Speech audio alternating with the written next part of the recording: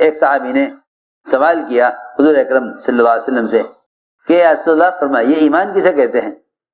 آپ نے فرمایا جب تجھے نیکی خوش کرے اور گناہ تجھے غمگین کرے جان لے کہ تو مومن ہے. اذا سرت کا حسنت کا وسعت کا سیئت کا فانت مومن. جب تجھے نیکی اندر سے خوش کرے اور گناہ غمگین کرے فرمایا کہ جان لے کہ تو مومن ہے. ایک صحابی نے سوال کیا کہ ایمان کسے کہتے ہیں؟ فرمایا کہ ایمان اخلاص کو ہی کہتے ہیں. تو میں نے عرض کیا کہ ایمان کو ایمان کی علامتوں میں بیان کیا جائے تاکہ امت کو ایمان کی تعلیم صفات ایمانیہ سے دی جائے. امت کو ایمان کی تعلیم دو ایمانی صفات سے، امت کو ایمان کی تعلیم دو ایمانی صفات سے کہ ایمانی صفات کیا ہیں، ایمان کی علامتیں کیا ہیں. ایک جماعت آئی حضور اکرم صلی اللہ علیہ وسلم کی خدمت میں، 7 آدمیوں کی جماعت. آپ نے دیکھتے ہی سمجھ لیا کہ یہ ایمان والے ہیں. فرمایا ما انتم، اس لیے کہ اس زمانے میں ایمان سنتوں کی شکل میں ظاہر ہوتا تھا. اس زمانے میں لوگ کہتے ہیں کہ ایمان تو دل میں ہوتا ہے، ظاہر کو مت دیکھو، خبر نہیں کس کا دل کیسا ہے، دل کے حال کی تو ہمیں خبر نہیں. دیکھو میری بات دھیان سے سننا، دلوں میں ایمان کے وجود کی علامت، دلوں میں ایمان کے وجود کی علامت اتباع سنت ہے. جو آدمی سر سے لے کر پیر تک سنتوں کے ساتھ مزین ہو یہ اس کے دل میں ایمان کے ہونے کی علامت ہے. توجہ سے بات سننا بہت. جو شخص سر سے لے کر پیر تک سنتوں سے مزین ہو یہ اس کے دل میں ایمان ہونے کی علامت ہے. لیکن آج کل عام طور سے مسلمانوں میں یہ ایک غلطی عام ہو گئی کہ بھئی ظاہر کو مت دیکھو کسی کے، کیونکہ ایمان تو دل کی چیز ہے، وہ کسی کو نظر آ نہیں سکتا. وہ خود ہی مطمئن ہے کہ اگر میں ظاہری طور پر اتباع سنت پر نہیں ہوں تو کیا بات ہے، ایمان کی جگہ تو دل ہے. توجہ سننا بات. نہیں، دلوں میں ایمان کے وجود کا تقاضا ہے، یہ دلوں میں ایمان کے وجود کا یہ تقاضا ہے، دلوں میں ایمان کے وجود کا یہ تقاضا ہے کہ سنتیں اس کے ہر عمل سے ظاہر ہوں، سنت اس کے عمل سے ظاہر ہوں. یہ دلوں میں ایمان کے وجود کا تقاضا ہے. اور سے بات سننا، ایک کافر جس کا پیچھا ایک صحابی نے کیا، میری بات بہت جا کے سننی پڑے گی. ایک کافر جس کا پیچھا ایک صحابی نے کیا، حالانکہ اس کافر پر کہیں سے کہیں تک بھی کوئی اسلام کی علامت نہیں تھی، ایمان کی کوئی علامت. کافر ہے، یہ تلوار لے کر دوڑے اس کے پیچھے. جب یہ دیکھا کہ اب تو قتل کا وقت قریب آ گیا ہے، اب میں بچ نہیں سکتا، اور تلوار سر پر آ گئی، تو اس کافر نے کہا اشہد ان لا الہ الا اللہ. صحابی نے خیال کیا کہ جان بچانے کے لیے کلمہ پڑھ رہا ہے، انہوں نے قتل کر دیا، انہوں نے قتل کر دیا. میری بات بہت توجہ سننا، میں اس واقعے سے کچھ کہنا چاہتا ہوں.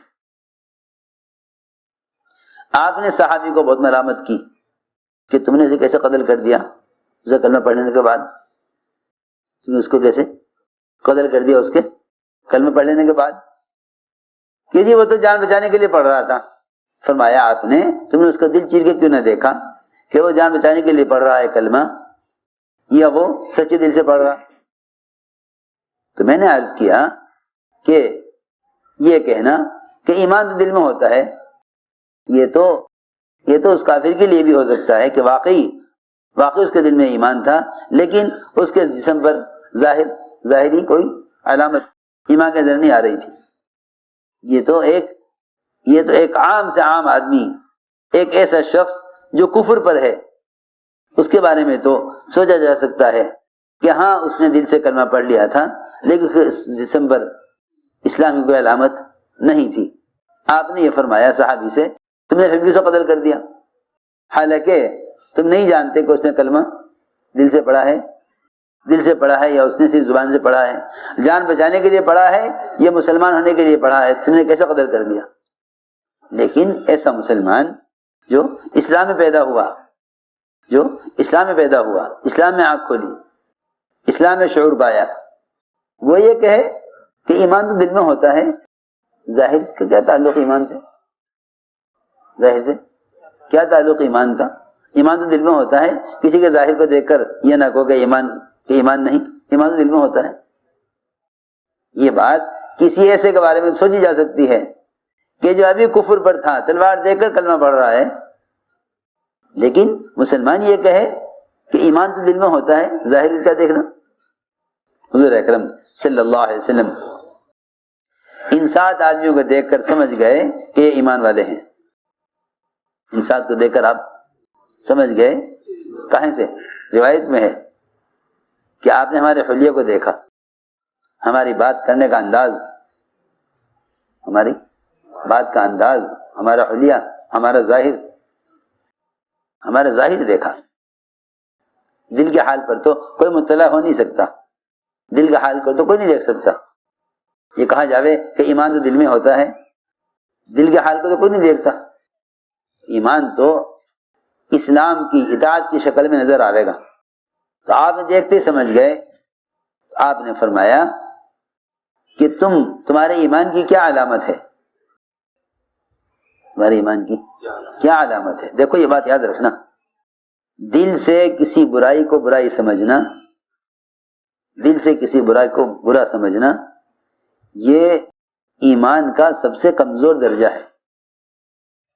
ایمان کا سب سے کمزور درجہ ہے، سب سے کم تر درجہ ایمان کا یہ ہے کہ مومن منکر کو اپنے دل سے دعا کی قوت استعمال کر کے منکر کو ختم کرائے۔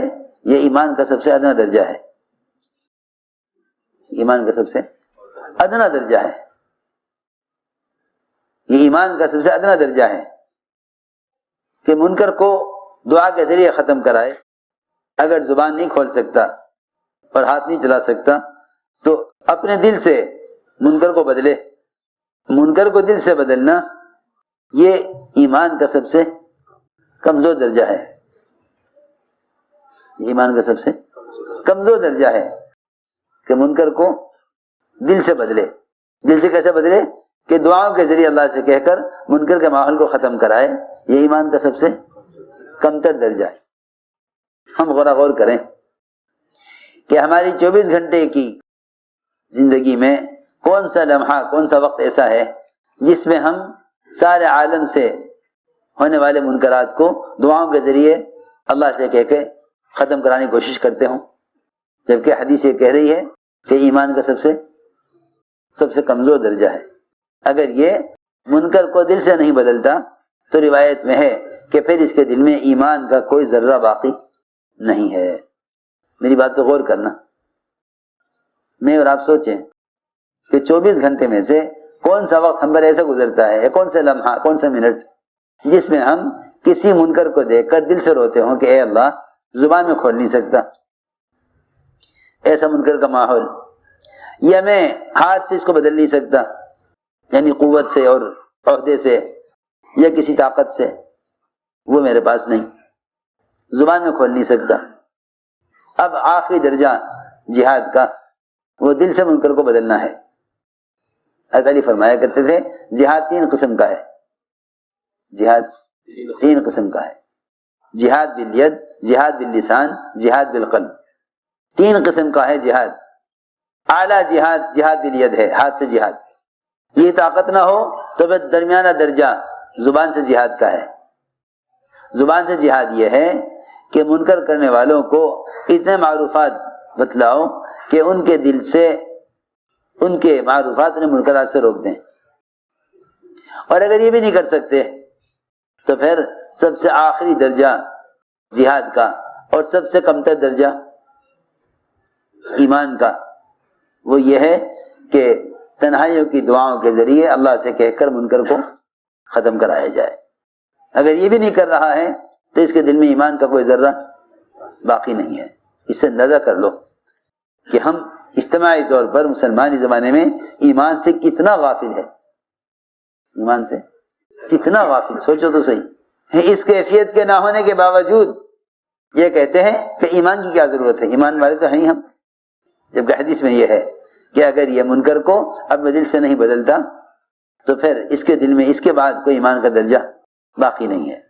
کہ اگر یہ منکر کو اپنے دل سے نہیں بدلتا تو پھر اس کے دل میں اس کے بعد کوئی ایمان کا درجہ باقی نہیں ہے.